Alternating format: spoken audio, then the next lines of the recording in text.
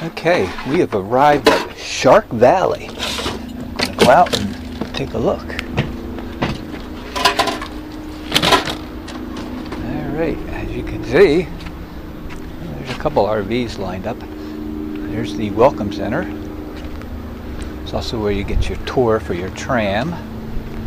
So we're going to go over, check it out, and see what we got. Hello everyone, we are in Shark Valley and we're going to take the tram tour. And I think I mentioned this earlier, unfortunately I have to dub this because the people alongside of us talked and made so much noise non-stop you couldn't begin to hear what the ranger was trying to tell us. So the first thing we're going to discuss is Shark Valley. Why is it called Shark Valley?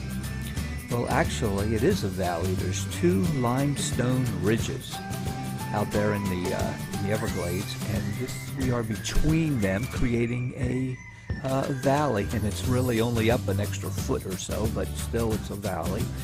And the water here flows into Shark River. It's called Shark River because the first settlers, when they were there, they saw nothing but sharks. So, of course, because it's the valley, it became Shark River and then Shark Valley.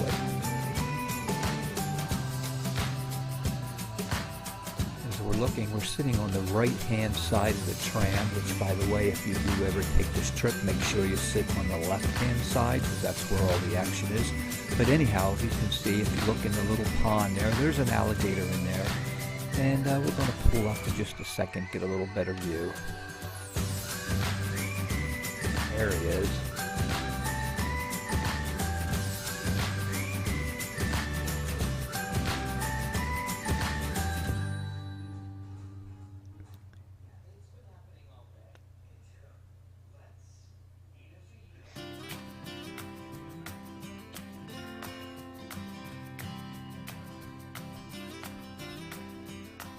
As you can see, a river of grass. The Everglades is a river. It's constantly flowing, except in the dry season, of course, but even then there's water flowing. It just,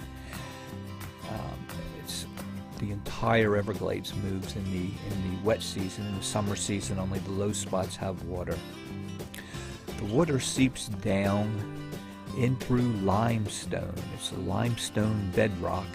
And all of southwest Florida, this is the aquifer where they get their drinking water from. Their water is supplied by the Everglades.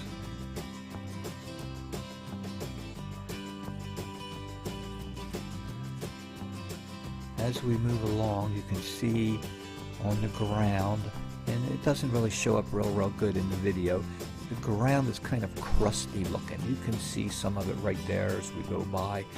And what that is, it's plants, and it's algae and microbes that have dried up on the plants, and what they do is they help filter the water, and in the dry season they actually help hold some of the water. It's also good for the Everglades because there's many insects and different animals that eat that, so that's kind of really good for the Everglades.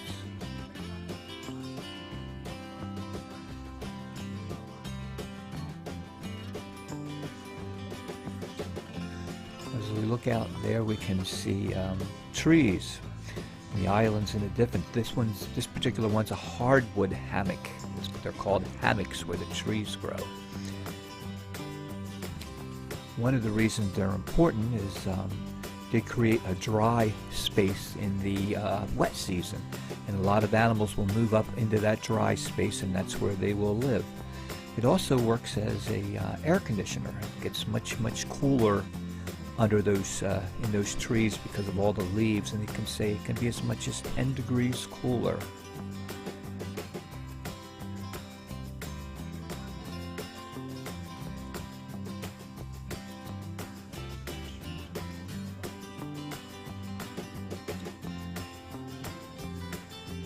Alright.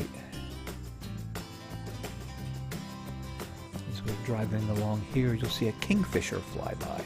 Oh, there he goes.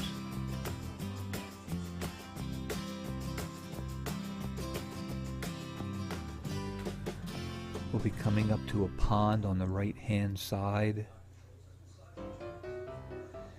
And if you look way out in the distance on that pond, there's a white pelican. You can see that's white pelican out there. They say they're kind of rare. If you find your way over onto Sanibel Island, there's quite a few of them out there.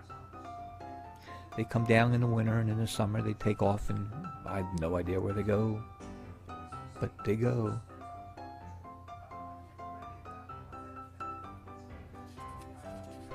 Okay, we're coming up to the Shark Valley Observation Tower.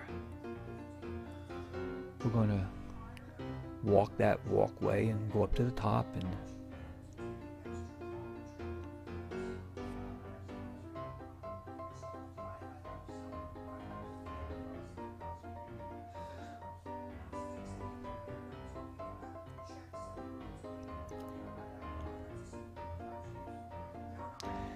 as we go up, you can look out over the Everglades. The one path you see there is the return road that we're going to go back on.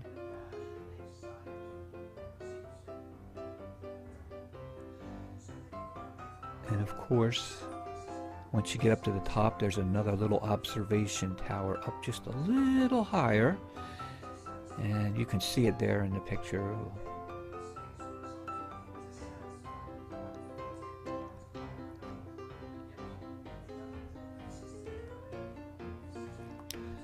As you're walking towards it, you can see the little spiral staircase going up.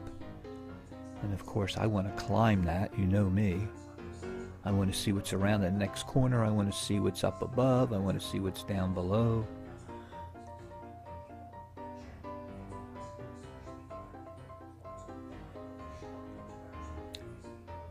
And of course, we try to go up. You can get a good look view right there. You go up a little bit. And I don't show it on the camera, but there's a metal plate right there, and it went bang, bang, bang, bang, bang. So, oh well, I'd hoped and thought maybe there was somebody up there that could open the door and let me in, but it doesn't work that way.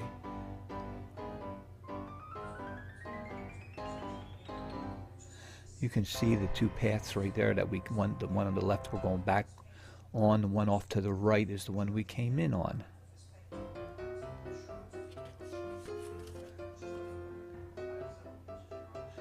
And of course, as you look out there, all you can see, as far as you can see, is just the river of grass.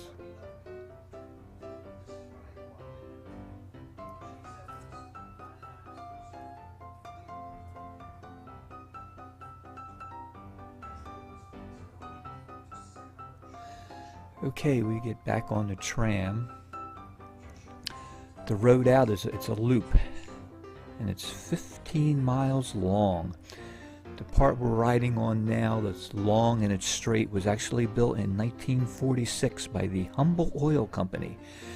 They came out into the Everglades and started drilling for oil, and yep, they found oil, but it was a very, very low quality oil, and they really didn't have a use for it.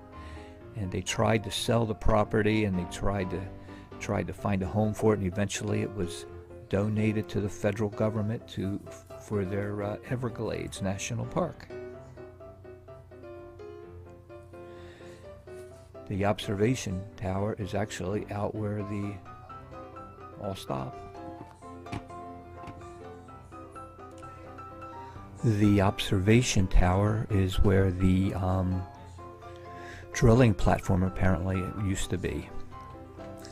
Alrighty, we're coming back to the Welcome Center, and I put a couple of animals coming up next that I shot while we were out there. I hope you enjoy them.